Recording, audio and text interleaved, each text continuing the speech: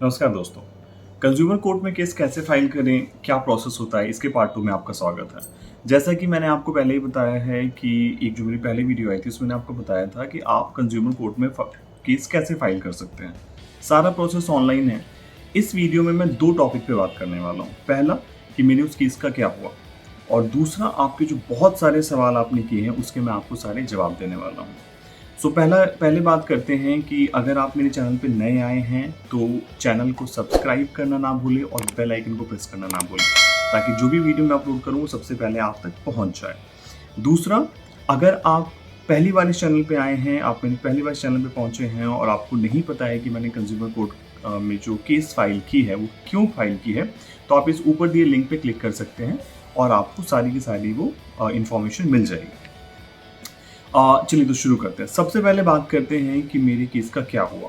मैं आपको एक छोटा सा वैसे डिस्क्रिप्शन दे देता हूँ कि क्या हुआ मेरे केस का, मैंने केस क्यों फाइल की थी। मैंने कंपनी से सर्विस ली थी। मैंने अपना रेफ्रिजरेटर बनवाने के लिए उन्हें बुलाया था और बनाने की जगह उन्होंने ख़राब कर दिया। जब मैंने उनसे बात करने की कोशिश करी तो उन्होंने मुझे बहुत ही छोटा सा अमाउंट ऑफर किया क्योंकि मेरा रेफ्रिजरेटर उन्होंने नहीं बनाया। और जब मैंने ब्रांड को बुलाया, जिस ब्रांड का मेरा रेफ्रिजरेटर है, जब मैंने उनको बुलाया तो उन्होंने मना कर दिया करने से। जब मैंने यही बात सर्विस प्रोवाइडर को बोली तो उन्होंने कहा कि सर हमारी पॉलिसी है, हम आपको इतना ही अमाउंट दे सकते हैं। तो जो मुझे अमाउंट वो ऑफ़र कर रहे थे उससे 3 गुने ज़्यादा का मेरा फ्रिज है, तो मैंने वो लेने से मना कर दिया। मैंने उनसे कहा कि या तो आप मुझे फ्रिज दे दें या ठीक कर दें। वो नहीं माने तो मुझे कंज्यूमर कोर्ट में जाना पड़ा। अब आते हैं कि क्या हुआ। जब मैंने पहली बार ये केस फाइल की तो बहुत सारे डॉक्यूमेंट्स लगे। उसमें क्या डॉक्यूमेंट्स लगते हैं, कैसे वो प्लान किया जाता है, कैसे आप उसको लिखते हैं, उसमें क्या चीज़ें लगती हैं, आप मेरी पुरानी वीडियो जो कि ऊपर लिंक दिया हुआ है उसमें जाके देख सकते हैं। अब बात करते हैं जब मैंने केस फाइलिंग करी तो तकरीबन 2 या ढाई महीने के बाद, ये जुलाई का महीना है और 7 जुलाई को मेरी केस की पहली तारीख थी। मुझे वहाँ से कॉल आई। तो ये भी बताता चलूँ कि जब आप कोर्ट में अपना केस फाइल करेंगे और जब आप फिजिकली डॉक्यूमेंट सबमिट करने जाएंगे वहाँ, उस वक्त पे आपको वहाँ पे जो लेखपाल है या फिर जो कर्मचारी हैं वहाँ के, उनका आप नंबर लेके चलें। जिनको आप अपने डॉक्यूमेंट्स देते हैं, फिजिकली सबमिट करते हैं, आप उनका नंबर लेके चलें। ऑल्दो वो आपको खुद भी कॉल करके बता देते हैं कि आपके केस की तारीख इस डेट को है, आप इस डेट को इस वक्त पे यहाँ पहुँच जाएँ। मुझे वैसे ही कॉल आ गई 7 जुलाई को। मैं वहाँ पहुँच गया कोर्ट में। मुझसे कहा गया कि आप 10 साढ़े 10 बजे आ जाइएगा। मैं 10 साढ़े 10 बजे पहुँच गया था कोर्ट, कंज्यूमर कोर्ट गाज़ियाबाद। जब मैं वहाँ पहुँचा तो पता चला कि मुझे 1-2 घंटे वेट करना पड़ेगा क्योंकि जज साहब साढ़े 12 बजे से बैठते हैं। लेकिन थोड़ा पहले जाना ज़रूरी होता है। वो इसलिए ज़रूरी होता है कि आपकी फ़ाइल कोर्ट तक पहुँच जाती है, मतलब ऑफ़िसेज़ से कोर्ट तक पहुँच जाती है और वहाँ पे वो रखी होती है, बहुत सारी फाइलें होती हैं। वहाँ पे बहुत सारे आपको वकील दिख जाएँगे, बहुत सारे लोग दिख जाएँगे जिन्होंने केस फाइल की है, जिनकी उस दिन की तारीख पड़ी होती है कोर्ट में। मेरे साथ भी वही हुआ। जब मैं पहुंचा तो मुझे बताया गया कि आपका जो नंबर है वो आएगा, आप थोड़ा वेट करें। और 12:30 बजे जज साहब को आने का टाइम था। मुझे 12 बजे के आसपास और 11:45 के आसपास उन्होंने एक एक करके नाम बुलाना शुरू किया कि ये नाम, वो नाम, नेम ए, नेम बी, नेम सी, आप लोग अवेलेबल हैं, नहीं हैं। सो वहाँ पे ये वो देखते हैं कि आप और आपके अगेंस्ट में, मतलब जिसके अगेंस्ट आपने केस किया हुआ है, वो दोनों पार्टी में अवेलेबल है या नहीं है। मेरी केस में मेरी दूसरी पार्टी आई नहीं थी। उनको नोटिस गया हुआ था बट उन्होंने नोटिस एक्सेप्ट ही नहीं किया। अब हुआ क्या मेरे केस का कि जब मैंने पहली बार केस किया तो मेरे उस केस का जो जो भी मैंने उन पे चार्जेस लगाने के लिए बोला, वो उनको एक नोटिस जाता है। सेकंड पार्टी को नोटिस किया, उन्होंने उस नोटिस को एक्सेप्ट ही नहीं किया। मैंने उनके रजिस्टर्ड कंपनी के जो एड्रेस होता है मैंने वहाँ पे भिजवाया था, लेकिन उन्होंने उसको एक्सेप्ट ही नहीं किया। तो आप जब जाते हैं, जब आपकी तारीख पड़ती है, जब आपकी पहली तारीख पड़ती है, कि मेक श्योर कि आप जो भी वो नोटिस गया था वो स्पीड पोस्ट से जाता है। जो कोर्ट के जो कर्मचारी हैं, जो वहाँ पे और भी स्टाफ हैं, वो उसको स्पीड पोस्ट से भेजते हैं। वो आपको उसका डॉकेट नंबर या फिर रेफरेंस नंबर दे देते हैं। तो उस रेफरेंस नंबर को आप डाल के स्पीड पोस्ट पे आप उसकी कॉपी ज़रूर लेके जाएं। उन्होंने आपकी नोटिस को एक्सेप्ट किया, नहीं किया, क्या हुआ, नहीं हुआ, इसका प्रूफ आपके पास होना ज़रूरी है। क्योंकि जब जज साहब आपको बुलाएंगे तो आपसे पूछेंगे कि आपने क्या नोटिस भिजवाया था, आपका नोटिस वहाँ गया था उनके पास, आपको उसका आंसर करना होता है। तो मैंने कहा सर किया हुआ था, लेकिन उन्होंने एक्सेप्ट नहीं किया और मैंने एज ए प्रूफ उनको वो जो मैं प्रिंट आउट लेके गया था मैंने उनको दे दिया। उसके बाद जज साहब ने कहा कि ठीक है, अगर वो सेकेंड पार्टी नहीं आई है तो हम एक और इसमें दूसरा नोटिस उनको भेजेंगे। इस प्रोसेस क्या होता है कि जब आपने जिसके अगेंस्ट केस किया है, उनको एक नोटिस, पहला नोटिस भेजा जाता है। पहले नोटिस का अगर उन्होंने कोई रिस्पॉन्स नहीं दिया या जिस तारीख में उनको कोर्ट आना है, जब आप गए होंगे, जैसे मैं 7 जुलाई को गया, तो अगर आप उस डेट को कोर्ट में पहुंचे हैं, उनको भी आना होता है, उनको अपना पक्ष रखना होता है, अपनी साइड रखनी पड़ती है कि उन्होंने क्या किया, उनकी पॉलिसी क्या है, व्हाटएवर जो भी हो वो उनको बताना पड़ता है। मेरे केस में अपोजिशन पार्टी आई नहीं, क्योंकि उन्होंने वो जो नोटिस था उसको एक्सेप्ट ही नहीं किया, उन्होंने उसको रिसीव ही नहीं किया। तो कोर्ट ने क्या किया, कोर्ट ने मुझे दूसरी तारीख दे दी। अब अगले महीने मतलब 8 अगस्त को मेरी दूसरी डेट पड़ी है। इसमें क्या होगा, मान के चलिए कि अगर उन्होंने 8 अगस्त को भी वो लोग कोर्ट में नहीं आते हैं, तो कोर्ट मुझसे कहेगा कि आप एक एफिडेविट बनवाएं। ये दूसरी एफिडेविट है। जो पहली एफिडेविट क्या है वो आप मेरी पुरानी वीडियो में देख सकते हैं। तो कोर्ट ये कहेगा कि आप एक दूसरी एफिडेविट बनवाएं, इसमें आपने जो कुछ भी इस केस में लिखा है उसको आप फिर से रीवेरीफाई करें, सत्यापित करें कि जो कुछ भी आपने लिखा है वो सब कुछ सच है, कुछ भी उसमें गलत नहीं है। और फिर वो नोटिस जो आप एफिडेविट बनवाएंगे वो एफिडेविट उसमें लगेगा, कोर्ट अपना वर्डिक्ट दे देगा। मेरे इस केस में यही हुआ, वो पहुंचे नहीं, तो कोर्ट ने कहा कि अगले महीने की 8 तारीख को आपका मैं डेट इसमें दे रहा हूं, आप फिर से नोटिस भिजवाएं। अगर वो नोटिस नहीं एक्सेप्ट करते हैं या कुछ रिस्पॉन्स नहीं देते हैं या फिर कोर्ट के बाहर वो आपसे मिलके केस को क्लोज नहीं करते हैं, तो हम इसमें देखेंगे कि हमें क्या करना है।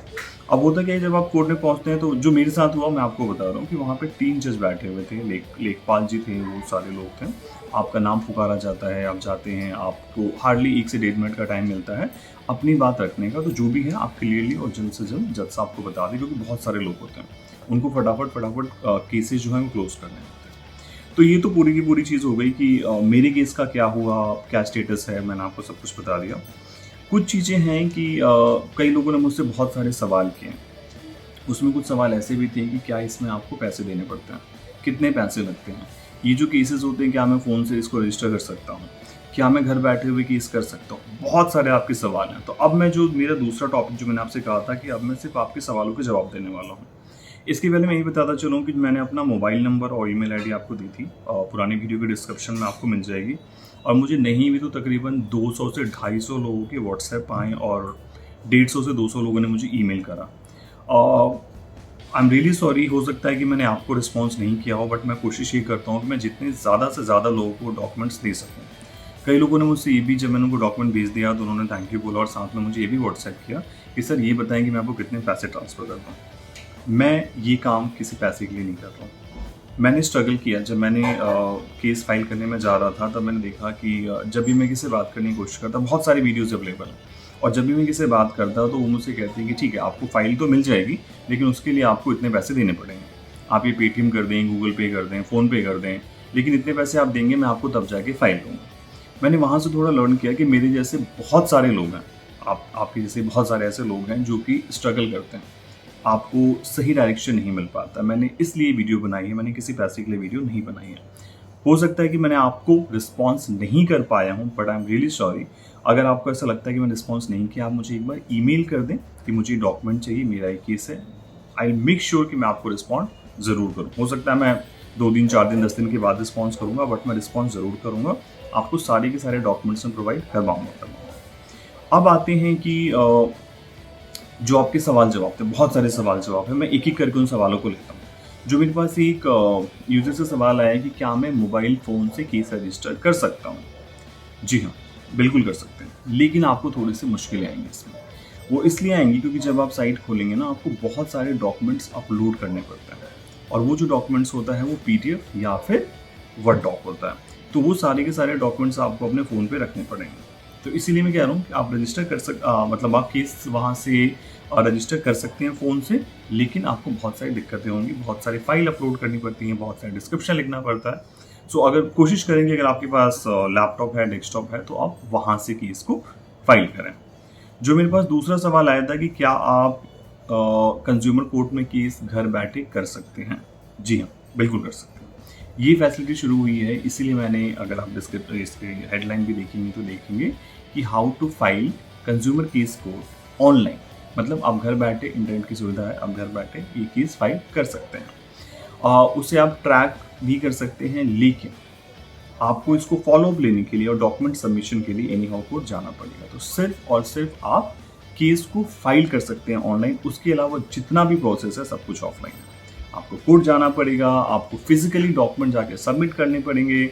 जब आपका केस एक बार अप्रूव्ड हो जाएगा तो आपको सारे के सारे डॉक्यूमेंट्स फिजिकली सबमिट करके आना पड़ेगा। उसके बाद जब भी डेट पड़ेगी आपको उसमें जाना ही जाना पड़ेगा। जैसे मैंने गया था, पहले मैं सबमिट करने के लिए गया, फिर मैं 7 जुलाई को पहली हियरिंग में गया और मैं 8 अगस्त को अपनी सेकेंड हियरिंग में जाऊँगा। सो फिजिकली आपने जाना है। सो मेक श्योर कि जब भी आपकी डेट पड़े आप उसको मिस ना करें। मेरे पास जो तीसरा सवाल आया, बड़ा ही ज़रूरी सा और बहुत ही वाजिब सा सवाल था ये, कि क्या मुझे वकील करना पड़ेगा मेरे केस के लिए। देखिए, मैं ऐसा नहीं कहता कि आपको करना ही पड़ेगा और नहीं करना पड़ेगा। It's completely depends on you. मैं ऐसा क्यों कह रहा हूँ, मैं आपको ही बताता हूँ। अगर आपका केस बहुत ही ज़्यादा टिपिकल है, मतलब आपके साथ बहुत ही ज़्यादा गलत हुआ है, बहुत बड़ा आपको ह्यूज लॉस हुआ है, तो शायद आप वो केस ना लड़ पाए, ठीक है। बट छोटे मोटे ऐसे मुद्दे होते हैं कि मैंने लैपटॉप लिया जी, मुझे कैशबैक नहीं आया, मैंने कोई सर्विस ली, उससे सर्विस उसने सही से नहीं दी, मेरे साथ 5-10 हज़ार का फ्रॉड हुआ है। ऐसी जो चीज़ें, ऐसे जो केसेस होते हैं, मैं ये कहूँगा कि आप खुद से लड़ें। आपको किसी वकील की ज़रूरत उसमें नहीं है।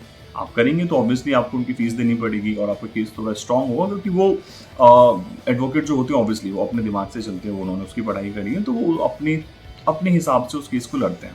लेकिन आपको इसमें वकील की ज़रूरत नहीं है अगर आप छोटे लेवल पे केस लड़ रहे हैं।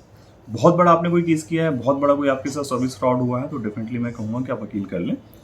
अच्छा रहेगा, मतलब आपके लिए थोड़ा सा आसान हो जाएगा इन चीज़ों को करना, और आपको बार बार आपको फिजिकली कोर्ट में जाने की ज़रूरत नहीं है। वो आपके बिहाफ पे कोर्ट में जाके केस लड़ सकते हैं। अगर आप बहुत दूर रहते हैं, बहुत बड़ा अमाउंट है, आप शायद ना जा पाएँ, लाचार हैं, जो भी है, अगर ऐसा कुछ भी रीज़न होता है तो आप वकील कर सकते हैं। लेकिन छोटे मोटे केसेस में अगर आप कैपेबल हैं तो मैं कहूँगा कि वकील करने की ज़रूरत नहीं है, आप खुद से ये केस लड़ सकते हैं। जो अगला मेरे पास सवाल आया है कि केस कंप्लीट होने में कितना टाइम लगता है। देखिए, ये डिपेंड करता है। मैं ये नहीं कहूँगा कि आपने केस किया और अगले महीने आपकी केस की क्लोज हो जाएगा, ऐसा नहीं होता है। बहुत सारे केसेस जो हैं पेंडिंग होते हैं, और ये इस पे भी डिपेंड करता है कि आप किस एरिया में हैं, मतलब किस एरिया में आपका कौन सा कोर्ट है, वहाँ पे कितने केसेस पेंडिंग हैं। आपने कोर्ट में केस कर दिया ऑनलाइन, केस करने के बाद आपके पास उसका फाइनली आ जाता है कि हाँ जी आपका केस जो है रजिस्टर्ड हो गया, आपको केस नंबर मिल जाता है। उसके बाद हो सकता है कि 1 महीने, 2 महीने, 3 महीने बाद की आपकी पहली डेट पर है। उस डेट पे आपको जाने के बाद फिर हो सकता है कि अगर सेकंड पार्टी नहीं आई है या फिर कुछ वहाँ पे नहीं हुआ है, तो आपको अगली दूसरी डेट दी जाएगी। वो जो दूसरी डेट है, हो सकता है 1 महीने बाद की हो सकता है 2 महीने बाद की, हो सकता है 3 महीने के बाद की हो। तो अगर मैं ओवरऑल देखूँ तो 3 महीने से लेके या 2 महीने से लेके 7 से 8 महीने तक ये केस चलता है। तो आपको थोड़ा पेशेंस रखना पड़ेगा।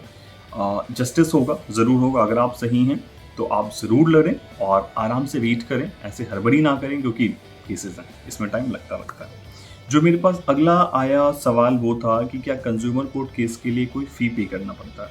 जी नहीं, ऐसे आपको कोई फ़ी पे नहीं करनी है। लेकिन जी, इंडिया है, यहाँ पे आपको वैसे तो नहीं देना लीगली, बट आप समझ सकते हैं मैं क्या कहना चाहता हूँ।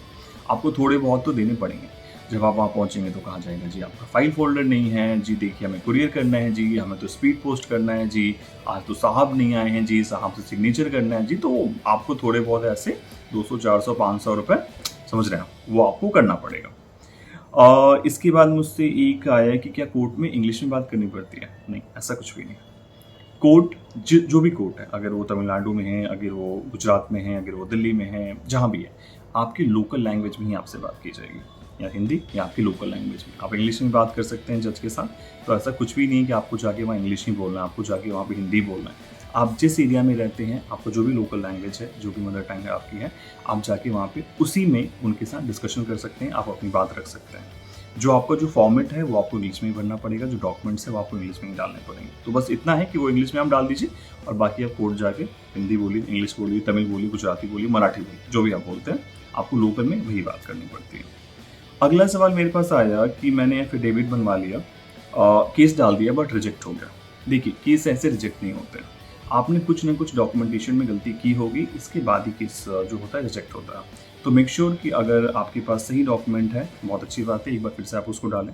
नहीं है तो आप मुझे ईमेल करें, जो मैंने आपको आपके पास ईमेल में डिस्क्रिप्शन में मिल जाएगा। ईमेल करें, मैं आपको डॉक्यूमेंट्स भेजूंगा। उसमें सारे के सारे मैंने रेड मार्क कर रखे हैं, जहाँ पे आपको एडिट करना है वो सारे के सारे रेड मैंने कर रखे हैं टेक्स्ट को। आप वहाँ जाके उसको अपना एडिट करें और उसको ब्लैक में कन्वर्ट करें। आपने रेड नहीं बेचना है, जो टेक्स्ट है वो रेड में नहीं बेचना है, उसको ब्लैक में कन्वर्ट करना है। मैंने सिर्फ रेड इसलिए किया ताकि आप उस पर अटेंशन हो जाए कि आपने कहाँ कहाँ उस डॉक्यूमेंट में एडिट करना है। आप उसको एडिट करें और उसके बाद भेजें। इसमें एक एफिडेविट डलता है जो कि 10 रुपये के स्टाम्प पेपर पर डलता है। मेक श्योर कि आप वो ज़रूर करवा लें, उसको आपको नोटरी भी करवानी पड़ेगी और उसके बाद ही अपलोड करना पड़ेगा, अदरवाइज़ वो रिजेक्ट हो जाता है। इसमें इंडेक्सिंग होती है और बहुत सारी चीज़ें होती हैं। आप मेरी पहले की वीडियो देख सकते हैं या फिर आप मुझे रिक्वेस्ट कर सकते हैं डॉक्यूमेंट के लिए, मैं आपको दे दूँगा। जो अगला मेरे पास सवाल आया है, 2 थोड़े स्पेसिफिक मैं सवाल ले रहा हूँ क्योंकि ये आप खुद से रिलेट कर सकते हैं कि मैंने फ्लिपकार्ट से सामान मंगवाया था, प्रोडक्ट आ गया लेकिन वो डिफेक्टेड निकला। क्या वो रिप्लेसमेंट नहीं ले सकते हैं? क्या मैं इसके लिए केस कर सकता हूँ? देखिए, सबसे पहली बात तो ये है कि आपको उसकी टर्म्स एंड कंडीशन चेक करनी पड़ेगी। आप जिस भी साइट से, जिस भी ई-कॉमर्स वेबसाइट से आप सामान मंगवाते हैं, वहाँ पे उनकी टर्म्स एंड कंडीशन होती है। बहुत सारे प्रोडक्ट्स पे रिप्लेसमेंट या रिफंड एप्लीकेबल नहीं होता है, बहुत सारे प्रोडक्ट्स पे ऐसा होता है। कई सारे प्रोडक्ट्स पे ये ब्रांड के लेवल पे होता है। मैं आपको एक छोटा सा एग्जांपल दे रहा हूँ। आपने एक आईफोन मंगाया फ्लिपकार्ट से या अमेजोन से या किसी भी और वेबसाइट से, ये हो सकता है, मैं सिर्फ एग्जांपल दे रहा हूँ, ये हो सकता है कि उन्होंने वहाँ पे लिखा हो कि ये आप रिप्लेस या रिफंड नहीं कर सकते। एक स्पेसिफिक ड्यूरेशन होती है कि 7 डेज़ के अंदर अगर फ़ोन में कुछ इशू होता है तो आप हमसे रिप्लेसमेंट मांग सकते हैं, ये रिफंड नहीं कर सकते। एट द सेम टाइम ये भी हो सकता है कि उसका रिफंड या रिप्लेसमेंट एप्लीकेबल ना हो कुछ प्रोडक्ट्स पे। तो सबसे पहली बात ये है कि आप जाके टर्म्स एंड कंडीशन को बहुत ध्यान से देखें, पढ़ें, और अगर आपको लगता है कि नहीं, टर्म्स एंड कंडीशन में वहाँ पे उन्होंने मेंशन किया है कि इसमें सब कुछ एप्लीकेबल है बट वो आपको सर्विसेज नहीं दे रहे हैं, इस केस में आप कंज्यूमर कोर्ट बिल्कुल जा सकते हैं। लेकिन ज़रूरी बात, कंज्यूमर कोर्ट में केस ऐसा नहीं है कि आप गए और आपने केस कर दिया। पहले आपको कंज्यूमर हेल्पलाइन नंबर पे, जो मैंने नंबर आपको पुराने वीडियो में बता रखा है, आप उस पर जाके सबसे पहले कंप्लेन करें, वहाँ जाके उनको शिकायत करें, किसके अगेंस्ट कर रहे हैं, सारी डिटेल दें। 15 दिनों का वेट करें क्योंकि ड्यूरेशन जो होता है 15 डेज़ का होता है। वो भी आपसे कहेंगे कि आप 15 डेज़ वेट करें। वो कंपनी को रिमाइंडर भेजेंगे। अगर तब भी आपके पास वहाँ से रिस्पॉन्स नहीं आता है तो आप ई दाखिल पे जाके अपना केस रजिस्टर कर सकते हैं। एक जो मेरे पास आखिरी सवाल है, मैं सिर्फ आखिरी सवाल आप लोगों की, वीडियो बहुत लंबी हो जाएगी। इंश्योरेंस कंपनी के अगेंस्ट केस करनी है, क्या ये हो जाएगा या नहीं होगा? देखिए, कोई फर्क नहीं पड़ता आप किसके अगेंस्ट केस कर रहे हैं। ज़रूरी ये है कि आपका जो केस है क्या वो सही है, जो आपने सर्विसेज ली हैं क्या आपको सर्विसेज सही से मिली हैं या नहीं मिली हैं। तो इस बात पे फ़र्क नहीं पड़ता कि आप किसी इंश्योरेंस कंपनी के लिए कर रहे हैं, आप किसी ई-कॉमर्स कंपनी के लिए कर रहे हैं या फिर आप किसी सर्विस प्रोवाइडर के अगेंस्ट केस कर रहे हैं। ज़रूरी ये है कि जो आप केस कर रहे हैं वो सही है, जो आपने जिस चीज़ के लिए रिक्वेस्ट करी थी, जिस सर्विस के लिए रिक्वेस्ट करी थी, जिस प्रोडक्ट के लिए रिक्वेस्ट करी थी, आपको मिला या नहीं मिला। अगर नहीं मिला तो आप बेझिझक केस कर सकते हैं। बस करना ये है, जो मैंने आपको पिछले सवाल के जवाब में बताया, करना ये है कि आपको ये देखना है कि आपका केस बिल्कुल सही हो, आप कुछ भी गलत नहीं लिख रहे हैं, क्योंकि आप कानूनी लड़ाई लड़ने जा रहे हैं, तो आप गलत नहीं होना चाहिए आपको। अगर आप गलत होंगे आप पछताएंगे, इसलिए मैं कहूँगा आप कुछ भी गलत ना लिखें। दूसरी चीज़, आपने उतना ही डिमांड करना है। सपोज मान के चलिए आपने 20,000 का फ़ोन मंगाया और आपने जाके 2 लाख का क्लेम कर दिया, ये पॉसिबल नहीं है। 20,000 का फ़ोन मंगाया, आप 30 मांगे, 40 मांगे, 50 मांगे, बट ऐसा नहीं कि आपने 2 लाख रुपए मांग लिए। सो जो आप उसमें प्रेयर कर रहे हैं, मतलब जो आप जिस जस्टिस के लिए आप लड़ रहे हैं कि सर मैंने ये किया था और मुझे ये चाहिए, वो एक वैल्यूएबल होना चाहिए, वो एक जस्टिफाइड होना चाहिए, है ना। इसके अलावा आप कोई भी सर्विस प्रोवाइडर, किसी भी कंपनी जिससे आप सेटिस्फाई नहीं है, आप बीजे कंज्यूमर कोर्ट जा सकते हैं। तो ये था सारा का सारा कि मेरे केस में क्या हुआ और मैंने आपके सवालों के जवाब दिए। अगर आपके कोई और सवाल हैं जो कि आप उसके जवाब जानना चाहते हैं तो आप मुझे व्हाट्सएप करें, ईमेल करें, या फिर आप इस कमेंट बॉक्स में डाल सकते हैं कि आपका ये सवाल है। मैं कोशिश करूँगा कि मैं उसके जवाब दूँ। और मैं एक बार फिर से आपसे सॉरी करना चाहूँगा कि अगर मैंने आपकी व्हाट्सएप का रिस्पॉन्स नहीं किया है या ईमेल का रिस्पॉन्स नहीं किया तो आई एम रियली सॉरी। मैं भी आपके जैसे एक नौकरी पेशा बंदा हूँ, जो भी करना होता है ये तो बस मैं यूँ ही बनाता हूँ वीडियोज़। सो कीप वॉचिंग चंदन पांडे व्लॉग, और मैं ऐसे वीडियोज़ आपके लिए और भी बहुत सारा लाऊंगा। और जब मेरी केस की अगली तारीख जो होगी, जो कि 8 अगस्त है, उसके बाद क्या हुआ मैं आपको ही बताऊँगा। सो तीसरी वीडियो का वेट करें। मैंने देखा कि बहुत सारे लोग पूछते हैं कि सर आपका दूसरा वीडियो कब आएगा, दूसरा वीडियो कब आएगा। देखिए, जब तक मेरे पास कुछ अपडेट नहीं होगा मैं आपके सामने आके क्या ही बोलूँगा, कुछ फ़ायदा नहीं है। मैं सिर्फ ऐसे बोल के चला जाऊँ, उसको कोई फ़र्क नहीं पड़ता। तो अगली बार जब मैं कोर्ट जाऊँगा, जब भी वहाँ से मुझे मिलेगा अपडेट, मैं आपको ज़रूर बताऊँगा। इसके अलावा कोई भी सवाल है कमेंट बॉक्स में डालें, मुझे व्हाट्सएप करें या मुझे ईमेल करें। मैं कोशिश करूँगा कि आपके हर सवालों के जवाब दूँ और उतना ही हेल्प कर पाऊँ, आप उतना परेशान ना हो जितना कि मैं हुआ। And thank you so much for watching. Subscribe करना ना भूलें और साथ में बेल आइकन को क्लिक करना ना भूलें, ताकि आपको सारी वीडियो का अपडेट मिलते रहेंगे। Thank you for watching.